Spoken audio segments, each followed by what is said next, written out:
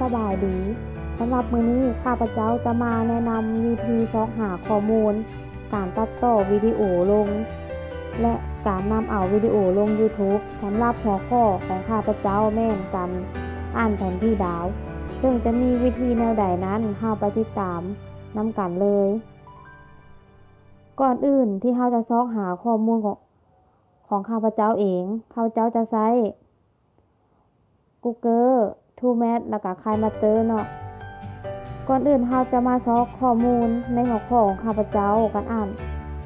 แผนที่ดาวซึ่งเราจะเข้า Google ก่อนแล้วพิมพ์การอ่านแผนที่ดาว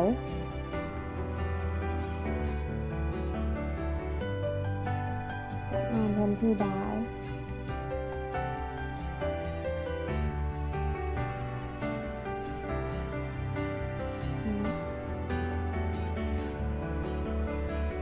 แล้วข้าพเจ้าก็เลือกข้อมูลที่เราต้องการซึ่งข้าพเจ้าจะเข้าเบิ่งแผนที่ดาวในวงกลม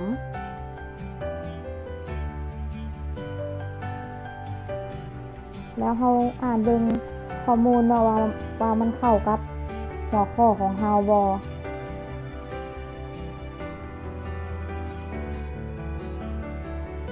หลังจากนั้นข้าพเจ้าจะแชร์เอาข้อมูลนี้เนาะ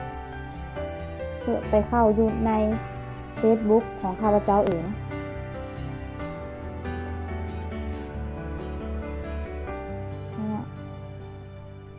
ซึ่งมันจะเข้าให้แล้ว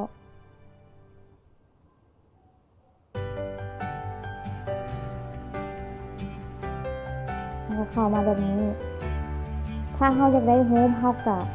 เฮ็ดคือเมื่อกี้นี้เนาะ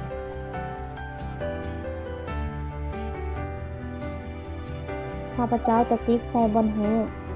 แล้วมันมีคำว่าดาวน์โหลดโฮมภาพข้าพเจ้าจะคลิกใส่แล้วมันจะเข้ามาเลยเนาะถ้าเราเสาะหาข้อมูลกับโฮมภาพแล้วถ้าข้าพเจ้าอยากได้วิดีโอเข้ามาตื่นเพื่อเสาะหาข้อมูลหรือว่าตัดวิดีโอของเราเพื่อสมบูรณ์ข้าพเจ้าจะเข้า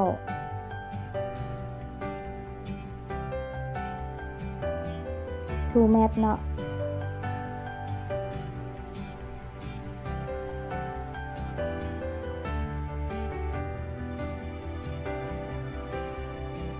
ข้าพเจ้าก็พิมพ์หัวข้อของข้าพเจ้าประกันอ่านแผนที่ดาว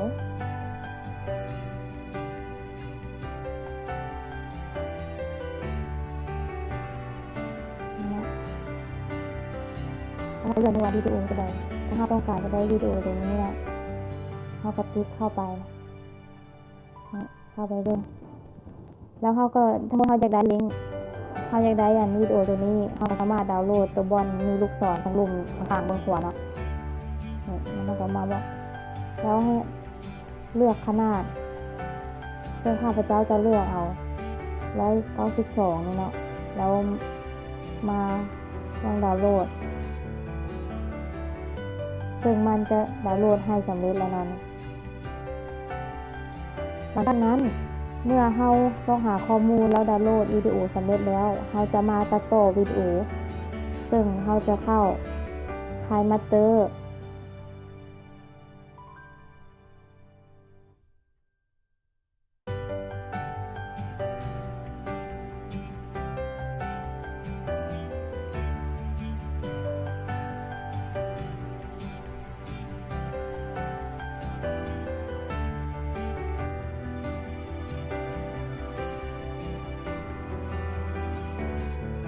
หลังจากเขาคานไปแล้วเขาจะเข้าบอลก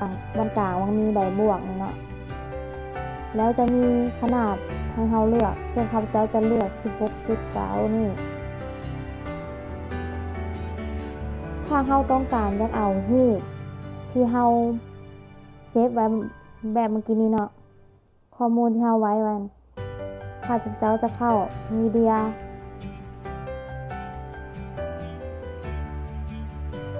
แล้วเข้าบอลดาวน์โหลดข้าพเจ้าจะได้ตรงนี้ข้าพเจ้าก็คลิกเข้าไปนี่เนาะแล้วก็ห้องนี้ แล้วซึ่งวิดีโอที่เราดาวน์โหลดเมื่อกี้นี้เขาจะเข้าคือเก่ามีเดียแล้วก็เข้าวางวิดีโอ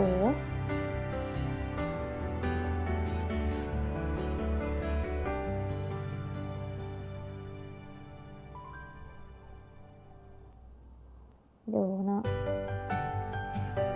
นี่เป็นมันจะมาให้แบบนี้เนาะแล้วคลิกบนขวา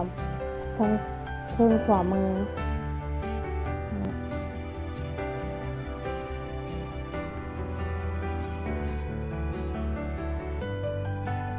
ถ้าเราต้องการที่จะตัดวิดีโอที่เราบ่อยากได้เราก็สามารถคลิกเข้าตัวนี้แล้วเข้าบนมีตัดในวงตัดนี่เนาะแล้วเพิ่นสิมาบอกว่าตัดไปทางซ้ายของหัวข้อแล้วก็ตัดไปทางขวาของหัวอ่านแล้วก็แยกหัวข้อหัวอ่านเนาะแล้วก็แยกเสียงออกมาแล้ววันนี้ข้าพเจ้าจะใช้ตัวนี้เนาะตัดไปทางขวาเนาะเดี๋ยวมันเหลือแล้วมันก็คือเหลือประมาณนี้หลังจากนั้นเราอยากเอาเสียงเข้าเพื่อประกอบในโน้ตพาร์ทข้าพเจ้าก็จะทิ้งนี่เนาะแล้วเข้า Audio ซึ่งเสียงข้าพเจ้าก็ได้บันทึกไว้แล้วนั่นเข้าตรงนี้ก็มันเลื่อนลงไปนี่แล้วถ้าเราต้องการจะได้เสียงตัวนี้แล้วเราก็เข้าบนหมายบวกแล้วมันจะขึ้นมาให้เลยเนาะนี่เนาะ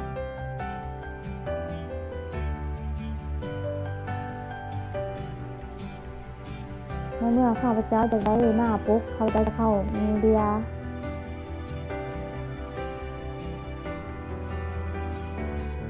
แล้วเข้าแบ็คกราวด์แล้วเลือกเอาหน้าที่เราต้องการเนาะข้าพเจ้าจะเลือกตัวนี้แล้วถ้าเราต้องการที่อยากเขียนหัวข้อเราสามารถเข้าเลเยอร์แล้วเข้าคำว่าตัวอักษรแล้วเราก็พิมพ์เนาะคือว่าวิชาดาราศาสตร์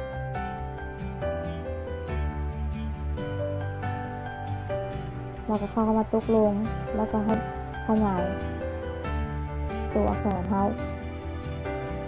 ถ้าเราต้องการจะให้มีสีสันอยากเอาสีเข้าตัวอักษรของเราก็สามารถเลื่อนแล้วเข้าตัวบนโครงล่างแล้วคลิกเข้าไปเขาก็เลือกสีตามใจที่เรามักซึ่งข้าพเจ้าจะเอาสีนี้แล้วมาติดมีอีกตัวหนึ่งเดี๋ยวเราจะเอามาสีให้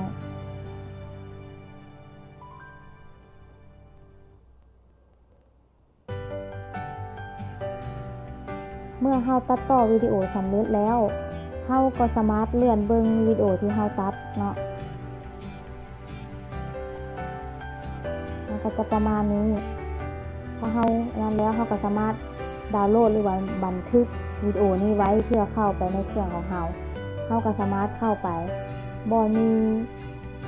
จำเม็ด3จำนี่เนาะเบื้องซ้ายมือเราจะเข้าไปตรงนี้แล้วจะเลือกขนาดเขาจะเลือก360 ที่แล้วเข้า Export เนาะตัวนี้จะข้ามไปแล้วมันจะดาวน์โหลดให้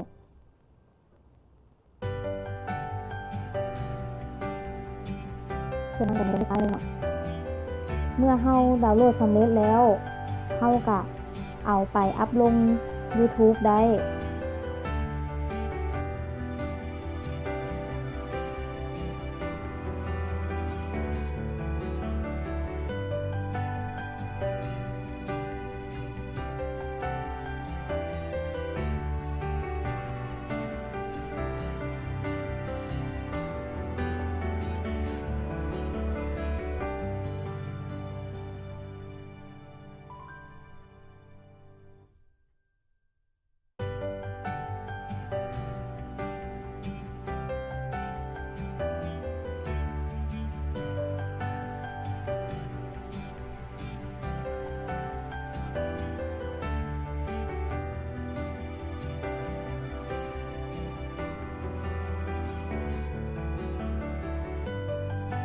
YouTube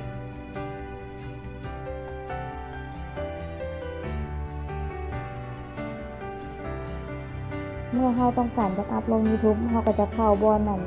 ต้องนั่นวิดีโอทางเทิงนี่เนาะบนจุดสีดำที่เข้าไปแล้วก็หาบอนวิดีโอที่เราอัพโหลดเมื่อกี้นี้เนาะนี่แล้วมันจะออกมาประมาณนี้แล้วชื่อเขาก็เขียนข้อของเขาเข้าไปบทรายงานลิซ่าดาราซ่า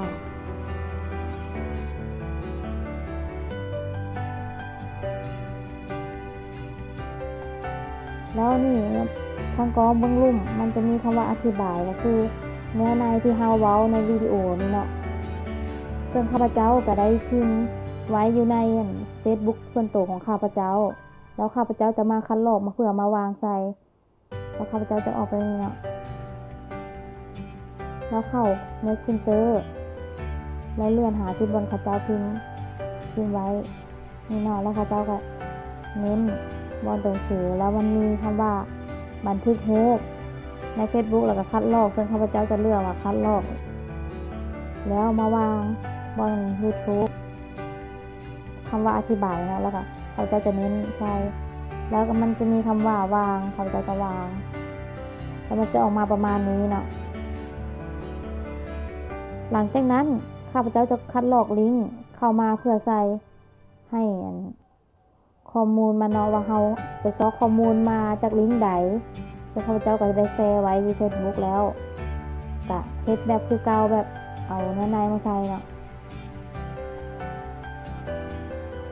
ข้าพเจ้าก็สิเน้นแค่นี้แล้วก็คัดลอกแล้วข้าพเจ้าก็มาวางถึงข้อมูลอ้างอิงเนาะซึ่งมันก็สิประมาณนี้หลังจากนั้นเฮาวางหรือว่าเนื้อในเขียนแล้วเฮาก็สามารถอัพลงได้เนาะเข้าบนลูกศรสีฟ้าทางเบื้องขวามือคำว่าอัพโหลดแล้วมันก็สิกำลังอัพโหลดให้เฮา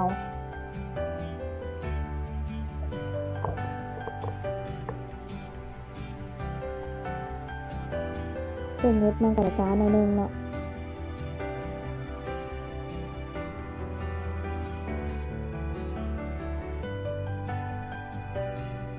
ได้สิถึงแล้ว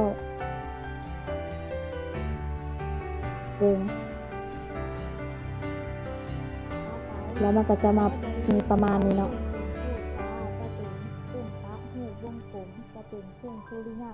แล้วเขาจะเข้ามาเบิ่งในที่เขาเขียนลงวางลงทีนี้มันก็จะมาบานนี้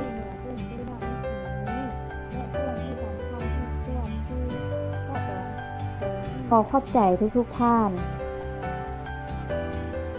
ที่เข้ามาติดตามรับชมคลิปวิดีโอของข้าพเจ้าแต่ต้นจนจบขอขอบใจ